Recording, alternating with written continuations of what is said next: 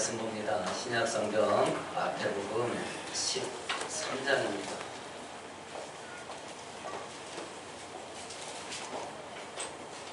(24절에서) 30절까지 한 절씩 읽어갑니다. 예수께서 그들 앞에 두고 비유를 들어 이르시되 천국은 좋은 씨를 제 밭에 뿌린 사람과 같으니 사람들이 잔때에 그 원수가 와서 조금씩 가운데 가라지고 뿌리고 갔다. 쌀이 나고 결실할 때에 가라지도 보이거늘 주인의 종들이 와서 말하되 주의 밭에 좋은 씨를 뿌리지 않나요? 그런데 가라지가 썩생겼나요? 주인이 이르되 원수가 이렇게 하였구나. 종들이 말하되 그러면 우리가 가서 이것을 뽑기를 원하시나이까. 주인이 이렇게 가라 두라 가라지는 썩다가 혹시까지 뽑을까 이러냐. 함께합니다. 둘 다 주실 때까지 함께 자라게 되고 그때 내가 주인들에게 말하되 가라지는 저도 사르게 따로 혹시 뭐하냐 법관이 들어가 하라. 아멘. 기독교 신앙의 가장 중심이 되는 것이 무엇이라고 생각하는지 각자 마음속으로 한번 대답을 해보세요. 내가 예수 믿는 이유가 뭔가? 내가 믿는 예수를 믿는 신앙의 가장 중심이 되고 가장 중요한 핵심이 되는 게 뭐냐라고 하는 겁니다. 만일 신앙의 기독교의 중심이 예수를 믿어서 복받고 은혜 받아서 부자되고 성공하고 건강하게 행복하고 즐겁게 사는 거다 라고 생각하는지 모르겠습니다. 마귀와 세상은 교회와 성도들이 이런 생각 가지고 살아가도록 집요하게 이 방향으로 끌고 갑니다.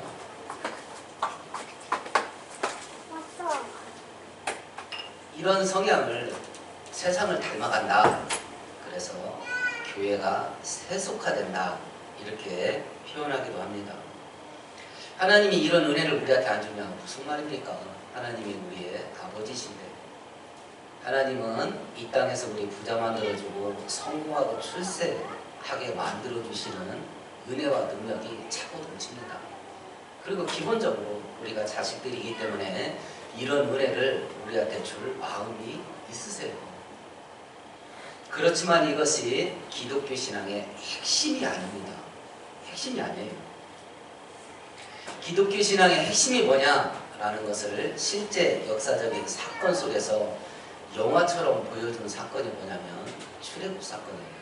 출애굽기. 하나님의 자녀들이 애굽에서 노예 생활합니다.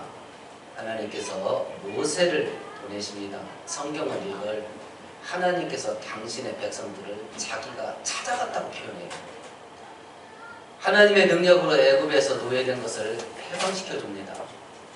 약속된 젖과 꿀이 흐르는 가나안 땅으로 데리고 갑니다. 광야를 지납니다. 사막을 지납니다. 농사 짓지 않지만 40년 동안 먹이시고 살리십니다. 광야에서 이스라엘 백성들을 풍족하게 먹이시고 살리시지만 광야에서 살게 하는 것이 하나님의 뜻이 아닙니다. 하나님의 계획은 그들을 젖과 꿀이 흐르는 가나안 땅에 데리고 가는 겁니다. 실제 있었던 사건이지만 하나님이 당신이 택한 백성들에게 해주려고 하는 궁극적인 목적이 뭐냐, 이것을 교훈하는 상징적인 의미가 있어요. 우리는 마귀와 세상과 죄의 포로가 되었습니다. 하나님 대신 예수님이 사람으로 이 땅에 오셔서 이 포로된 결박을 끊어주셨어요. 구원해 주셨습니다. 죄악이 폭발하는 광야 같은 세상을 이끌어 가십니다. 이 광야 같은 세상은 우리가 머물러 살 곳이 아니에요. 하나님이 우리를 부자 만들어줄 수 있고 성공하고 출세시켜줄 수 있지만 이 땅에서 머물러 사는 것이 하나님의 뜻이 아니에요.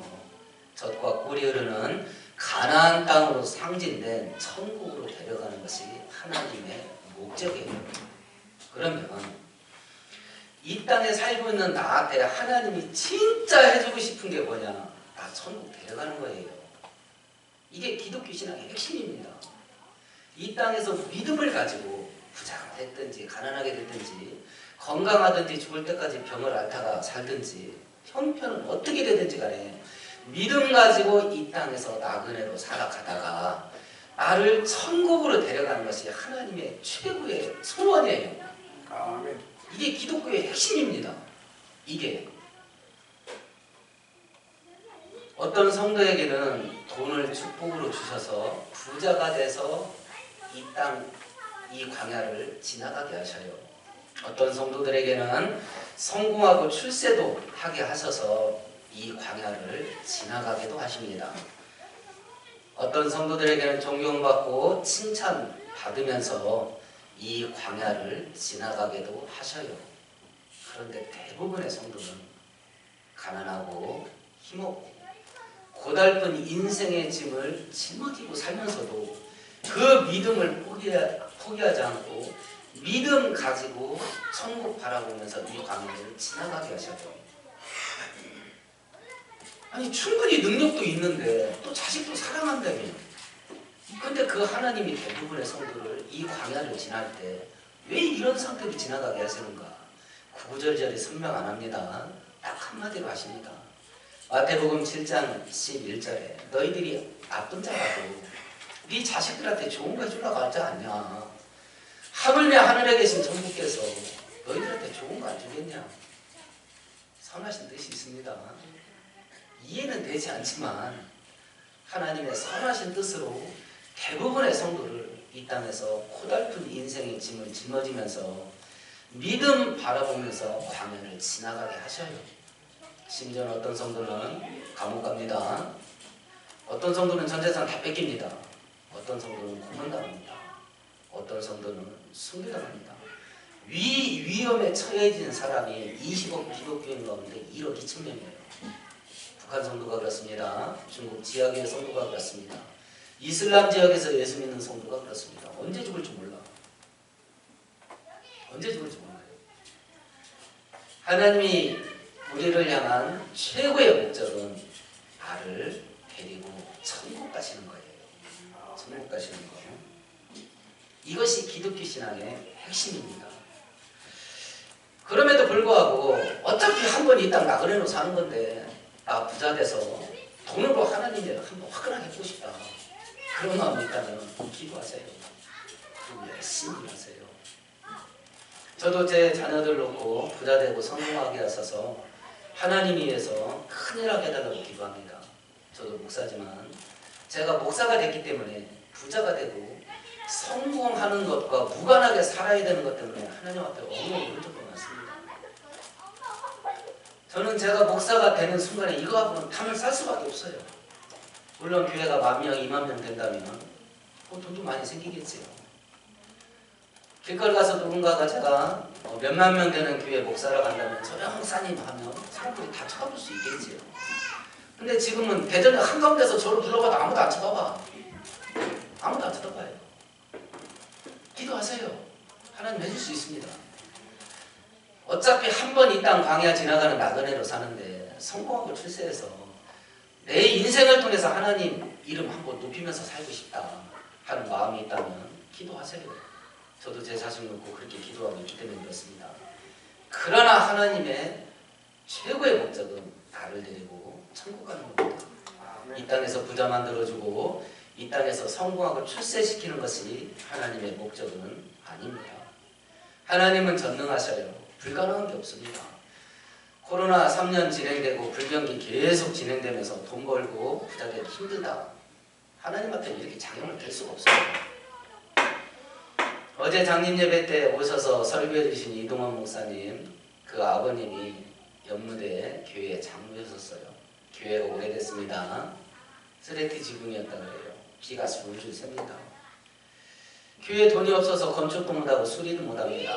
그러니까 이분이 선교사들이 세운 전주 예수병원 안과를 찾아갔대요. 의사는 무슨 병이 있어서 온 줄 알고 진료하려고 하니까 나 눈이 아파서 온 게 아니다. 교회 사정을 얘기하면서 내가 장로인데 아무것도 할 수가 없다. 그러니 내 눈 하나를 팔고 싶다. 눈을 팔려면 어디서 팔아야 되는지 모르니까 안과를 갔다 그래요. 이분이. 그러니까 이 의사가 이 장로님을 돌려보내고 거기는 다 예수 믿는 의사들만 있으니까 의사들을 모아서 회의를 했다고. 이런 분이 왔다 우리 교회, 우리 내 진료실에 어떻게 줘야 되냐. 그래서 의사들이 헌금해가지고 뒤에 붙여줬다고 하더라고요. 그러니까 이분이 뭐 어떻게 살았냐 뭐 이런 걸 떠나서요. 자식들이 그걸 본 거예요. 신앙생활을 어떻게 해야 되는지, 교회를 어떻게 섬겨야 되는지. 너무 집안이 가난해서 7남매인데 누님들은 중학교밖에 못 나왔다 그러잖아요.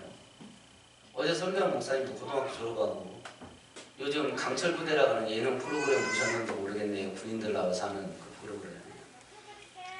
한국에서 제일 빡세다고 하는 해군 특수부대 유닛 들어가셨어요. 그리고 5년 동안 하사관 생활했습니다. 먹고 살아야 되니까. 그렇게 가난했다고 해요. 자기 한 달에 11조 1천만 원 한다 그러지요. 교회가 커서 사람이 많이 받아서 그런 게 아니에요. 허름한 집 하나를 샀는데 재개발 된 거예요. 그걸 몇 번을 한 거예요. 그래서 지금 제법 큰 빌딩 갖고 있어요. 아마 제가 알고 계기에는 우리 대전도에서 제일 부자일 겁니다. 목사님 중에서는. 제가 그랬더니 아니야, 나 부자 아니야. 우리 형제들 중에 내가 제일 가난해. 아니 그러면 제가 직접 물어본 거예요. 아니 다른 형제들은 대체 얼마나 벌어요? 그랬더니 우리 둘째 누나는 6천 벌어 그러더라고요. 그래서 한 달에 해요 그랬더니 하루에 그러는 겁니다. 근데 지금 더불어서 어제는 얘기했잖아 1억 번다고. 하루에. 자기 밑에 있는 남동생은 몇 년 전에 세금만 18억을 냈답니다. 고등학교도 못 가 가난해서. 그 믿음 하나 갖고 사는 집안을 하나님이 이렇게 만들어줄 수 있는 능력이 있어요. 부자 되고 싶다 한다면 하나님이 이렇게 하면 부자 물질 축복 줄게 한 그 방법을 따라가 보세요. 이상한 짓 하지 말고요. 이상한 짓 하지 말고 하나님이 부자 만들어 주겠다고 하는 그 흐름을 따라가 보세요. 성경대로 돈 벌고 성경대로 돈 쓰고 하나님이 한 달에 100억 1000억을 벌게 해주셔도 나는 돈이 내 인생의 중심이 아니다 할 만한 믿음을 챙기시고 저는 그럼 될 거라고 믿어요. 왜냐하면 그 은혜 받고 사는 사람이 주변에 있으니까. 그럼에도 불구하고 하나님이 나를 향한 뜻의 핵심은 이 땅에서나 부자 만들어주는 거 아닙니다. 이 땅에서 나 성공시키는 게 아니에요. 그럴 능력이 충분히 있지만 나를 향한 하나님의 최고의 권심은 나 데리고 천국 가는 거예요. 나 데리고. 그럼 질문을 한번 또다시 던져보십시다. 천국은 대체 어떤 곳인가? 천국은 언제 가는 건가? 그리고 천국은 어디 있는가? 천국은 영적인 세계이기 때문에 그림이 안 그려져요.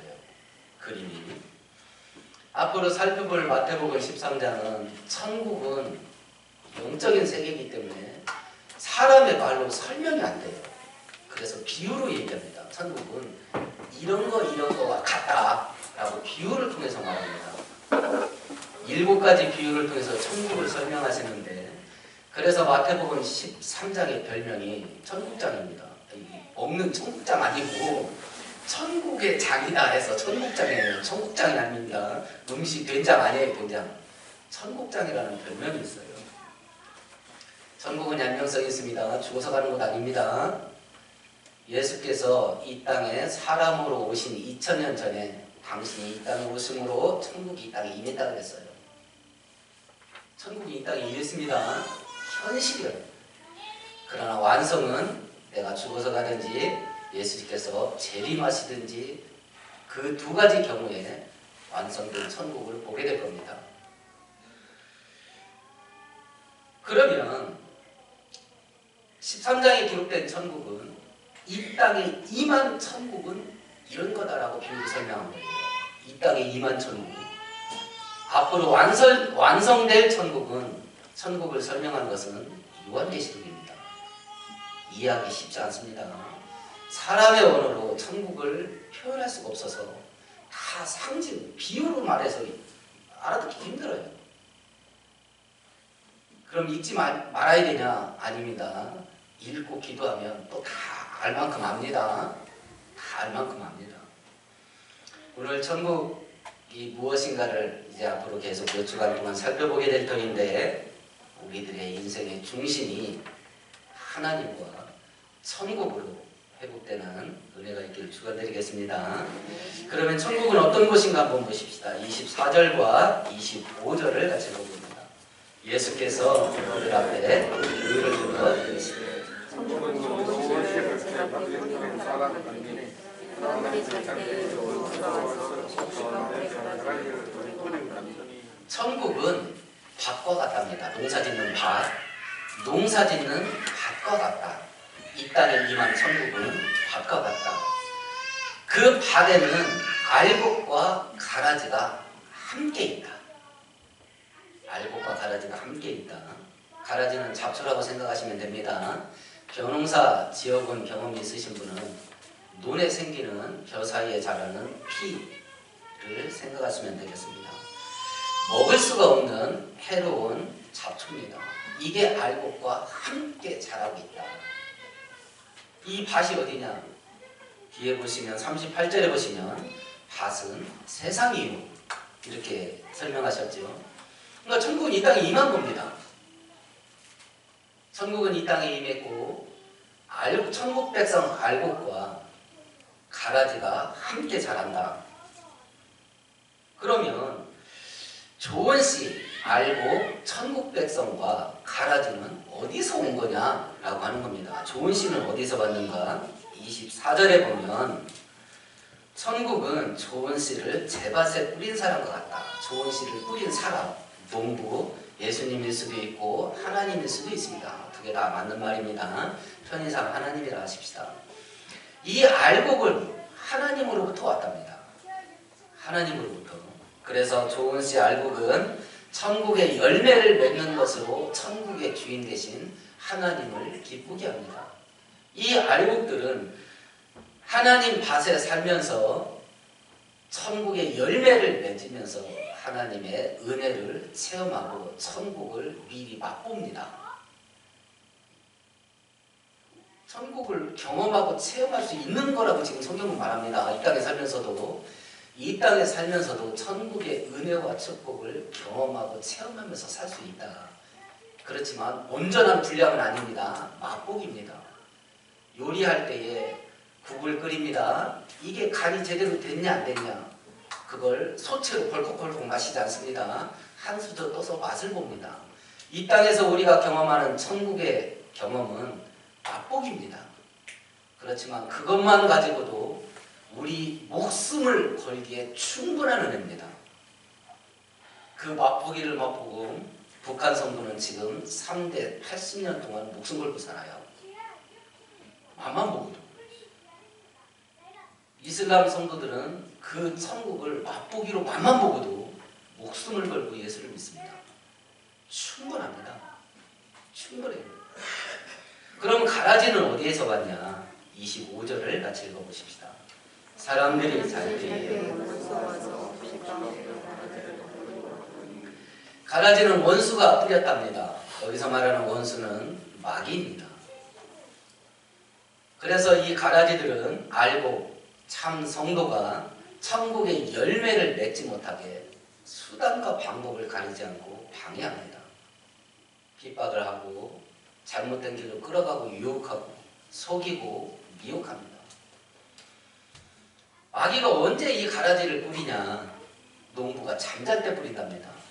성경은 농부가 게으르다고 말하지 않습니다. 농사 짓는 사람 잠 안 자나요? 쉴 때 쉬어야 되고 잘 때 자야지요. 농부의 게으름과 태만을 말하는 게 아니라 마귀의 간교함을 말하는 겁니다. 살짝 뿌리고 간다는 거예요. 살짝. 가라지는 사람일 수 있습니다. 악인일 수 있습니다. 기독교를 잔인하게 핍박했던 네로 황제, 북한의 김일성, 김정은, 그리고 김정일 이런 사람들, 독재자들, 악한 사람일 수 있습니다. 사람이 가라지 노릇을 해서 알곡이 결실하지 못하게 교회와 성도들을 핍박하고 유혹하고 죄에 빠뜨리고 사람일 수도 있습니다. 그런데 사고 방식일 수도 있습니다. 생각. 가라지 같은 악한 생각이 우리의 영혼의 밭에 떨어지는 거예요. 사고방식이 바뀌어. 사고방식이. 하나님을 부인하게 하고 성경을 믿지 못하는 사고방식을 뿌려. 야, 요즘 시대에 그런 게 어딨냐. 기독교의 본질이 천국 가서 하나님과 영원히 사는 건데 예수 잘 믿으면 이 땅에서 부자 되고 성공하고 병 낫고 잘 먹고 잘 살 수 있다. 이쪽으로만 끌고 가. 사고방식을 세속화시켜. 하나님보다 돈을 더 좋아하게 하고 하나님보다 성공과 출세를 더 좋아하게 하고 하나님보다 편하고 재미있고 즐기는 것을 더 좋아하게 만들어요. 인생 한 번 사는 건데 재밌게 사는 게 최고지. 악한 사고방식 가라지예요. 이것이 우리 자녀들 세대 머릿속에 지금 막 쏟아져 내립니다. 쏟아져 내려요. 지금 자라나는 세대의 마음판은요, 가라지 밭입니다. 사고방식이 바뀌어버렸어요. 성경은 분명히 제락하는데 요즘 시대에 이런 것도 안 하고 어떻게 사나? 죄 짓는 걸 아무렇지도 않게 만들어. 사고방식을 바꿔버려. 사고방식을.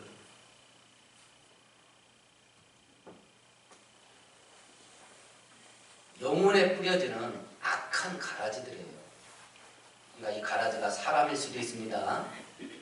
사악한 교훈과 세상적인 가르침, 사고방식, 악한 사고방식, 철학과 사상들, 이런 것들을 급속도로 전파시키는 것, 인터넷, 스마트폰, 텔레비전. 아이들 만화 영화나 드라마에 요즘 막 그 접신하고 환생하고 귀신 나타나고 이런 것들이 많이 나타나잖아요. 귀신이 왜 이렇게 이뻐? 귀신이 또 와서 착한 짓을 해. 그러니까 아이들 사고방식이 귀신 친화적이 됐어. 거부감이 없어. 귀신이 이쁘던데, 귀신 착하던데, 그만 인형 갖고 놀아. 그런 것들. 기독교 핵심이 하나님과 천국의 다른 것으로 바뀌어지게 되면 얼마나 무서운 일이 벌어지는가. 300년 동안 로마 제국이 기독교를 핍박을 했습니다. 카타콤이라고 하지요. 지하 묘지에 숨어 들어갔습니다.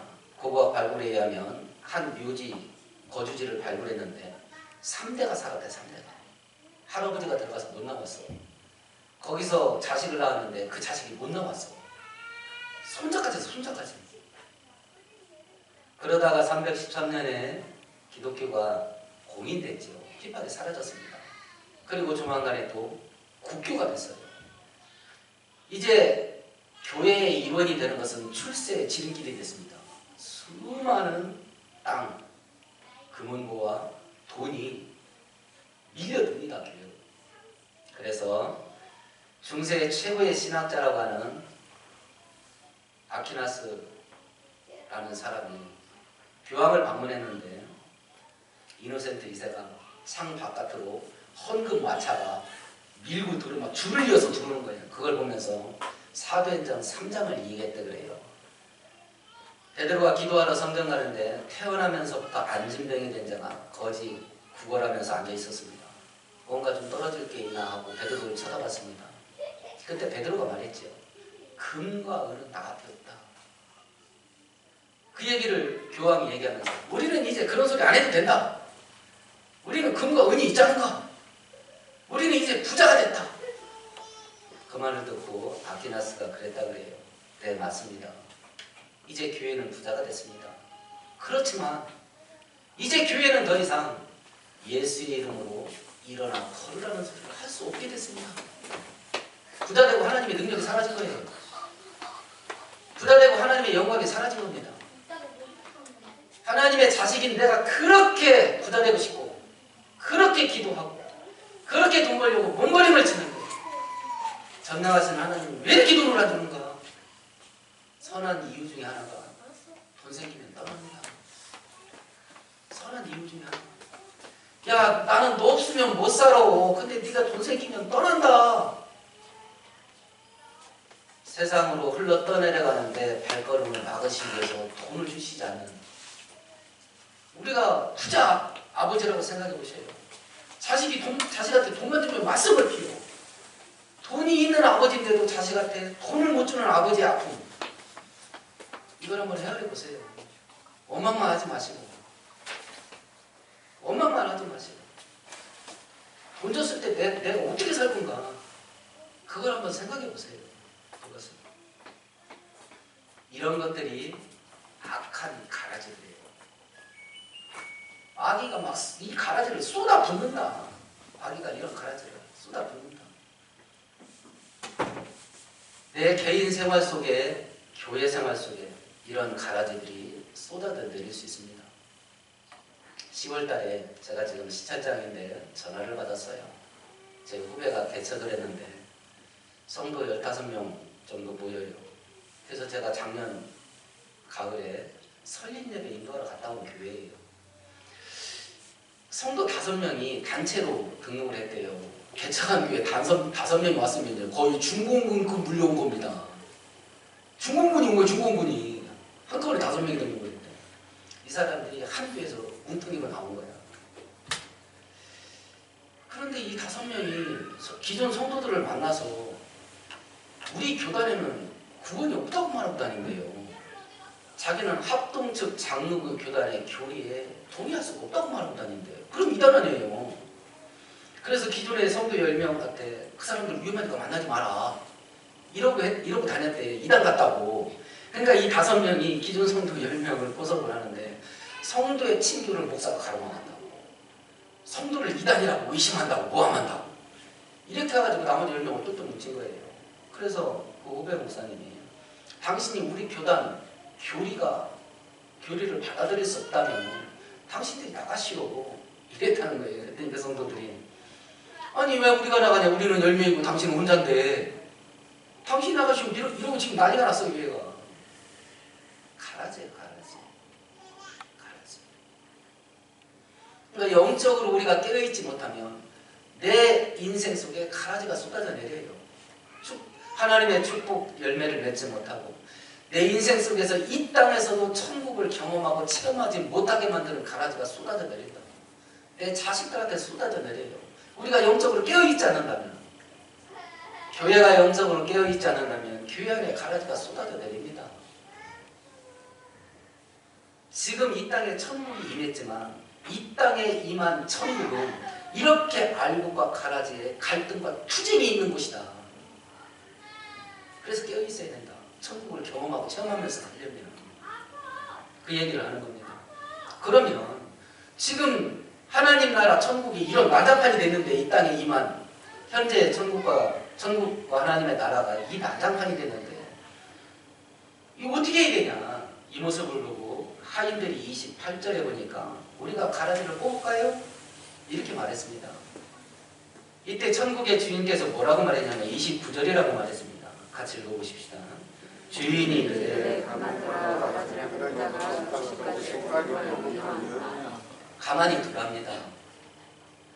이 가라지 잡초는 뿌리가 곡식보다 더 깊습니다. 그래서 잡초 제거할 때 잘못 뽑으면 곡식까지 함께 뽑히는 걸 농사조공부는 다 알고 있습니다.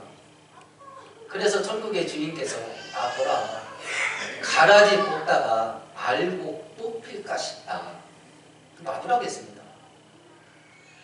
그러면 하나님의 관심은 가라지에 있는 거예요? 알곡에 있는 거예요? 알곡에 있는 겁니다. 이 가라지가 지금 알곡 영양도 다 뺏어갑니다. 알곡이 충만한 천국을 체험하고 경험하지 못하게 수단과 방법을 가리지 않습니다. 그런데도 가라지를 놔둬. 왜 그러냐? 알곡이 상할까봐 그런데요. 그럼 이 땅에 임한 천국이 진행되는 과정 속에 우리는 무엇을 보게 되냐면 악인의 형통을 보는 겁니다. 악인의 승승장구를 보는 거예요. 하나님이 놔두시니까 악한 짓 하면서 얼마나 잘 나가겠어. 얼마나 또 순식간에 떼돈을 벌겠냐고요.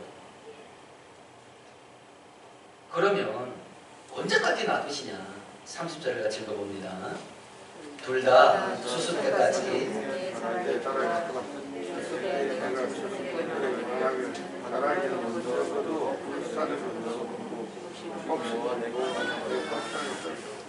추수 때까지 놔두랍니다.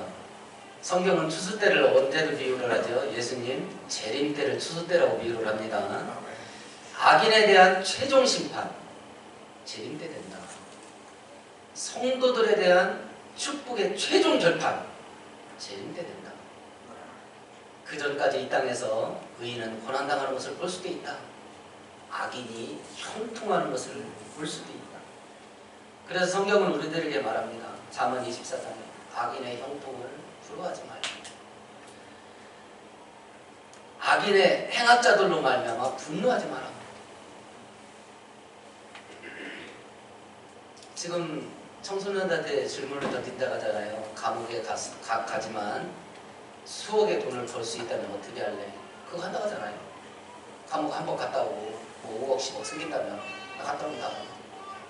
악한 가라지가 아이들의 사고방식 속에 쏟아져 내릴 거예요.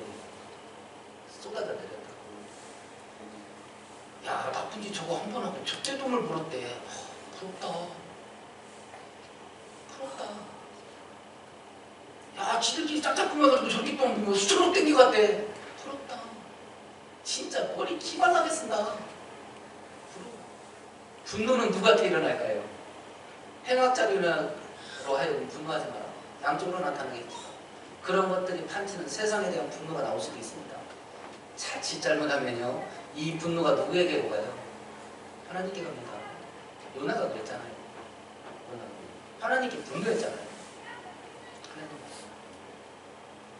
악인이 형통하는 거 보고 하나님께 분노할 수 있습니다. 원망할 수 있습니다. 그거 하지 말라고. 최종 심판의 날이 온다. 그러니까 이 땅 살아가는 동안은 의인은 오직 믿음으로 사는 겁니다. 믿음으로.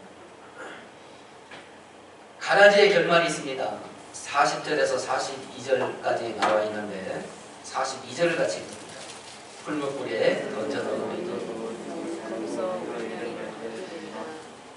풀무불, 용광로지요? 용광로에 다 던져지게 된다. 불심판에 빠지는 거죠. 지옥 심판입니다. 악인은 반드시 심판받는데 이 땅에서 받는 악인도 있지만 이 땅에서 심판받지 않은 악인도 부지기수다. 그것 때문에 분노하거나 악인의 형통을 보고 부러워하지 마라. 반드시 심판을 받는다. 그럼 알곡들은 어떻게 될 거냐? 43절 같이 읽습니다. 그때의 의인들은 자기 아버지 나라에서 해같이 빛난다는 게 뭔 말인지 알겠습니까? 나도 모르겠습니다. 이게 얼마나 좋은 건지도 모르겠습니다. 그런데 의인들이 천국에 가서 누리게 될 영광을 사람 말로 표현을 못합니다. 그 실제를 본 사람도 없고 그 실제 가본 사람도 없어요. 바울은 갔다 왔지만 그 모습을 말하는 걸 금지당했습니다. 그래서 내가 말로 다 할 수 없는 걸 보고 왔지만 하나님께서 밝히라 하지 말았다. 그래서 내가 보고 왔다. 이것만 얘기했습니다. 기껏 사람 말로 할 수 있는데 해같이 빛난다 해. 기껏 표현한 게. 근데 우리는 그림이 안 되죠. 이게 얼마나 좋은지. 얼마나 좋은지. 하나님의 형상을 보았던 선지자들이 공통적으로 하나님의 모양을 뭐라고 말해요? 해같이 빛나는 것을 보았다. 하나님의 영광을 더 믿는 것 같아요. 그럼 이걸 놓고 결론을 내려보십시다. 하나님께서 나한테 주시고자 하는 축복의 최종 결심, 이게 뭐냐? 이 특성이 뭐냐? 첫 번째는 육신적이고 물질적인 게 아니라 영적인 것 같습니다. 두 번째는 이 땅에서 받는 게 아니라 천국에서 받는 것 같습니다. 그래서 슬픔이 옵니다. 나는 돈이 좋은데, 나는 이 세상에서 성공하고 떵떵거리고 싶은데, 나는 이 땅에서도 재밌게 살고 싶은데, 근데 그게 올무가 되죠. 그것이 강해지면 순서가 바뀌어지게 되면 결국은 천국을 버린다. 마귀는 이런 가라지 사고방식으로 우리 뇌리 속에 끊임없이 쏟아붓습니다. 핸드폰 조심하시고, 텔레비전 조심하시고, 인터넷 조심하시고, 자녀들을 잘 다스리세요. 잘 다스리세요. 무슨 소리냐? 무슨 짓을 해든지 성공해야지. 낮은 자리에서 천대받고 언제까지 살 거야? 가라지. 하나님의 축복의 본질은 물질적인 게 아니라 영적인 거예요. 이 땅에서 받는 게 아니라 천국에서 받는 겁니다. 그러니까 이 비밀을 아는 사람은 하나님과 천국을 딱 뜻대로 삼아놓고 물불을 안 가리는 거예요. 그 길을 가다가 이 땅에서 죽으면 죽여라 이래버리는 겁니다. 죽자고 달라드는 사람처럼 무서운 사람이 어디 있습니까? 죽자고 달라드는 사람처럼 무서운 사람이 어디냐? 천국에 대한 소망이 우리를 그렇게 만든답니다. 그렇게 만든대요. 천국은 죽어서 가서 완성을 보는 것입니다. 재림 때 완성을 보게 되거나 그러나 이 땅에 임했습니다. 이 땅에 살면서 우리는 천국의 축복을 체험하고 경험하고 맛보면서 살 수 있습니다. 불량면에서 극히 일부분이지만 그것만 맛보고도 목숨을 걸기 부족함이 없을 만한 은혜예요. 악한 원수마귀가 끊임없이 가라지를 쏟아붓습니다. 알곡이 결실하지 못하게 합니다. 천국을 체험하고 경험하지 못하게 만듭니다. 난장판이에요. 그래서 정신 똑바로 차려야 됩니다. 베드로서에서 말한 것처럼 악한 원수마귀가 우는 사자처럼 산길자를 찾아 으르렁거립니다. 그러니까 깨어 경성해라. 경성해라. 악인은 최종 심판의 날이 있습니다. 의인의 최종 축복의 날이 있습니다. 그 날이 되기 전에 우리는 이 땅에서 믿음을 가지고 천국의 순례를 하는 겁니다. 하나님은 전능하셔서 이 땅의 것으로도 축복을 주실 수 있습니다. 사모하세요. 기도하시고 그러나 목숨은 걸지 마세요. 우리의 인생은 하나님과 천국의 부로 사는 겁니다. 오늘 말씀을 생각하시면서 함께